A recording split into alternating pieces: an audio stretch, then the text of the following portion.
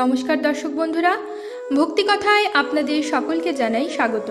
আজ আমি আপনাদের মহাভারতে স্বয়ং শ্রীকৃষ্ণ বর্ণিত 4টি যুগের সম্পর্কে বলবো, আর সেই সঙ্গে একথাও বলবো যে এত পাপ অধর্ম হওয়া সত্ত্বেও এই 4 যুগের মধ্যে কলিযুগকে কি আদৌ শ্রেষ্ঠ যুগ বলে বিবেচনা করা যায়? কতটা সত্যতা আছে এই কথায়? এ ব্যাপারে মহাভারতেই বা কী বলা আছে? এই সব প্রশ্নগুলির উত্তর জানতে হলে আমার ভিডিওটি শেষ পর্যন্ত শুনুন, কারণ সব শেষে আমি এই প্রশ্নগুলির উত্তর আপনাদের দেব। পৌরাণিক বিভিন্ন গ্রন্থে সত্য, ত্রেতা, দাপর এবং কলি এই 4টি যুগের কথাই বলা হয়েছে কলিযুগে পাপ তার চরম সীমায় পৌঁছবে। বলা হয়েছে কলিযুগে কেবলমাত্র হরির নাম ও হরির কীর্তনই মানব জাতিকে মহাপ্রলয় এবং ধ্বংসের হাত থেকে রক্ষা করতে পারবে। তাহলে চলুন বন্ধুরা, বিভিন্ন পৌরাণিক গ্রন্থে 4 যুগ সম্বন্ধে ঠিক কী বলা আছে তা শুনে নেওয়া যাক। কিন্তু তার আগে আমার সমস্ত বন্ধুদের কাছে অনুরোধ রইল, ভক্তি কথায় এখনও যদি সাবস্ক্রাইব না করে থাকেন তাহলে অবশ্যই সাবস্ক্রাইব করে নেবেন। 4 যুগের মধ্যে সর্বপ্রথম যুগটি হল সত্যযুগ। সত্যযুগে ধর্মের 4টি পথ ছিল। সত্যযুগে মানুষের উচ্চতা সম্পর্কে বলা হয়েছে যে এই যুগে মানুষ 32 ফিট অর্থাৎ প্রায় 21 হাত লম্বা ছিল। এই যুগে পাপের মাত্রা ছিল 0% আর পুণ্যের মাত্রা ছিল 100%।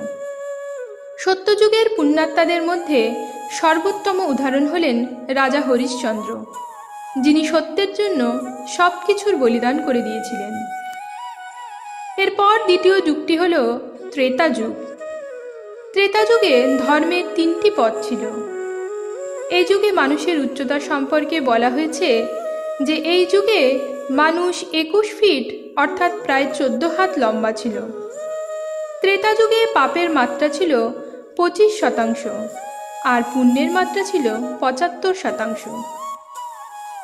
এই যুগে ভগবান বিষ্ণু বামন অবতার এবং রাম অবতারে মর্ত্যবাসীকে উদ্ধার করতে এসেছিলেন।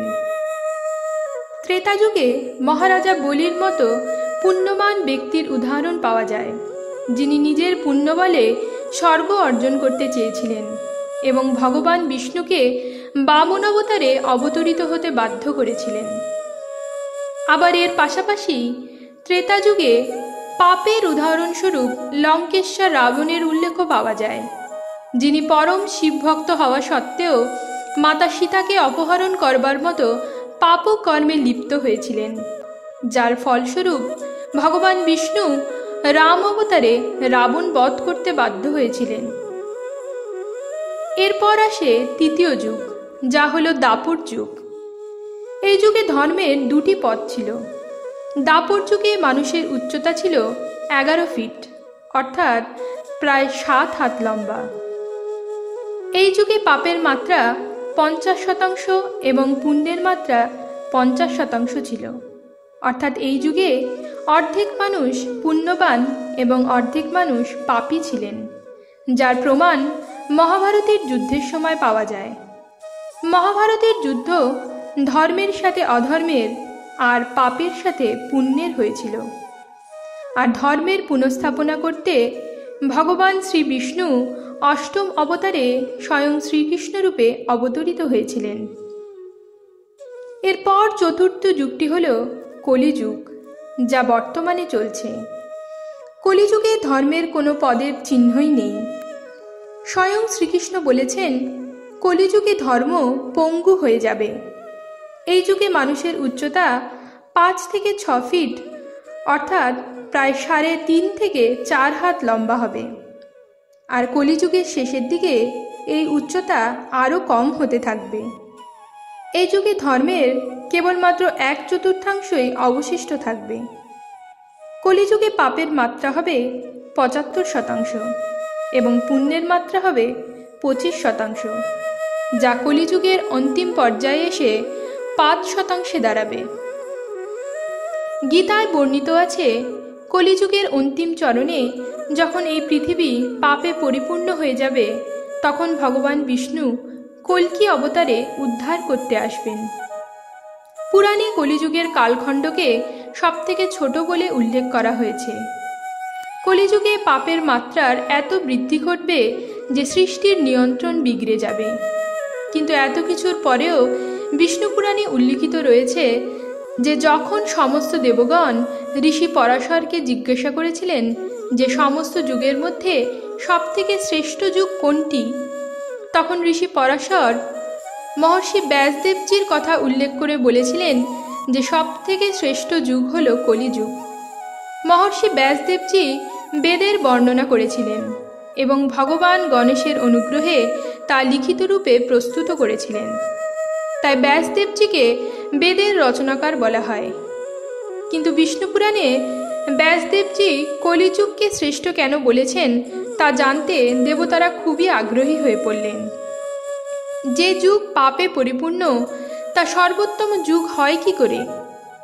ব্যাসদেবজি বলেছেন, 10 বৎসর ব্যাপী ব্রত এবং তপস্যা করার পর কোনো মানুষ যে পুণ্য সত্যযুগে প্রাপ্ত করেন, ত্রেতা যুগে সেই পরিমাণ পুণ্য অর্জন করতে কোনো মানুষকে 1 বৎসর ব্যাপী ব্রত ও তপস্যা করতে হয়। ঠিক একইভাবে দাপর যুগে 1 মাস কাল যাবৎ তপস্যার দ্বারা ওই একই পরিমাণ পুণ্য লাভ করা যেত। আর কলিযুগে মাত্র 1 দিনের তপস্যা দ্বারাই সমতুল্য পুণ্যের প্রাপ্তি সম্ভব। কারণ যেই যুগে চারিদিকে কেবলমাত্র পাপ, অত্যাচার, ধ্বংস, অরাজকতা বিরাজ করে, যে যুগে মানুষের মনে এবং মুখে শুধুমাত্র হিংসা, দ্বেষ, অহংকারের কথা শোনা যায়, সেখানে শুধুমাত্র একটু ঈশ্বরের নাম করলেই মহাপুণ্য লাভ হয়। তাই ব্রত ও তপস্যার দ্বারা ফলপ্রাপ্তির জন্য কলিযুগ হল সর্বোত্তম। তাই মহর্ষি ব্যাসদেবজির কথা অনুসরণ করে চললে কলিযুগে শুধুমাত্র ভগবানের একটু নাম করলেই যে কোনো বিপদ থেকে রক্ষা পাওয়া সম্ভব। তাই সবাই মিলে আমার সঙ্গে বলুন, হরের নাম হরের নাম, হরের নামৈব কেবলম, কলৌ নাস্তিব্য নাস্তিব্য নাস্তিব্য গতিরন্যথা। হরে কৃষ্ণ কৃষ্ণ কৃষ্ণ হরে হরে, হরে রাম রাম রাম হরে হরে। আজকে তবে এ পর্যন্তই রইল বন্ধুরা। আশা করি আমার আজকের এই ভিডিওটি আপনাদের নিশ্চয়ই ভালো লেগেছে।